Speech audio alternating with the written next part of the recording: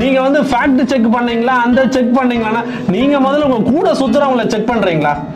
எல்லாத்துக்கும் வந்து நொட்டை சொல்றதுக்கும் இந்த விஷயம் சொல்றதுக்கும் முதல்ல வந்தா நீங்க ஒரு அப்பா 50 வயசு ஆயிடுச்சு வந்தோன்னு முதல்ல தம்பி மேல இருந்து இறங்குப்பா, கீழே இறங்க, அந்த லவ் எமோஜி காட்டுறீங்க, இப்படி சுத்தி விடுறீங்க, இப்படி சுத்தி இப்படி கேட்ச் பண்றீங்க, எல்லாம் நல்லா பண்றீங்க. பசங்க பெண்கள் வரக்கூடாது, குழந்தைய தூக்கிட்டு வராதீங்கன்னு சொல்ல தெரியாதா உங்களுக்கு?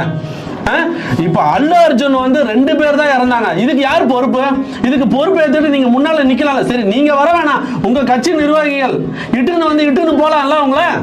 இப்போ அவங்க யாருமே இங்கே தலையை காட்ட மாட்டாங்க. பதில் சொல்கிறதுக்கு யாருக்குமே எதுவுமே கிடையாது. அவங்களுக்கு என்னென்ன நீ பதில் சொல்லுவ? நீ அவரை கூட்டு போகிறது பெரிய விஷயம் வந்தல. இத்தனை பேரை சாக அடிச்சுட்டு இதுக்கு பதில் சொல்லணும்ல நீங்கள் எல்லாருமே. இல்லை, இதில் 30 விழாவா 30 பேர் விழாவான்னு கிண்டல்.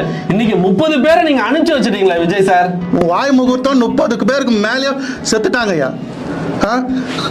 பீச்சில் வந்து இவங்க இதுக்கு மரணம், லாக்அப் மரணத்துக்கு வந்து நான் வந்து இதுக்கு நிற்கிறேன்னு சொல்லிட்டு கண்டன போர்டு மாட்டி நின்னுல. நீ இத்தனை பேரை காவு கொடுத்தல. நீ இப்போ ஜல்லிக்கட்டுக்கு நின்னீங்க, அனிதாக்கு நின்னீங்க.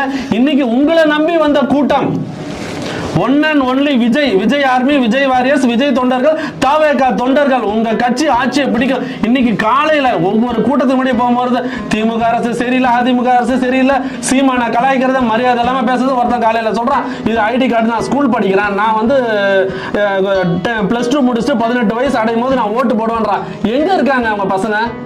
சனிக்கிழமை ஸ்கூல் லீவுன்னு தெரியும். அதுக்கு ஒண்ணு வந்தா அவங்க முன்னால வரவங்கள நிறுத்தணும். இப்படி வந்து அநியாயத்துக்கு அத்தனை பேர் உயிர் போயிட்டீங்களே. குழந்தை இல்லாதவங்க எத்தனை பேர் இருக்காங்க? எத்தனை பேர் விஜயண்ணான்னு காலையில பையனை அனுப்பிச்சு வச்சா இது வந்து எப்பவோ ஏதோ ஒரு விஷயத்துல தவறுதலா நடக்க வேண்டியது. ஒவ்வொரு வாட்டியும் உங்களுக்கு வந்து கவனம் செலுத்துறோம். உங்களுக்காக சொம்படிக்கிற நிறைய சோசியல் மீடியாக்கள் அவர் வந்துட்டாரு, கூட்டம் கூடிச்சு, கூட்டம் பிச்சுக்கிச்சு, தலையை சொரிஞ்சுக்கிட்டாங்கன்னு சொல்றீங்கல்ல.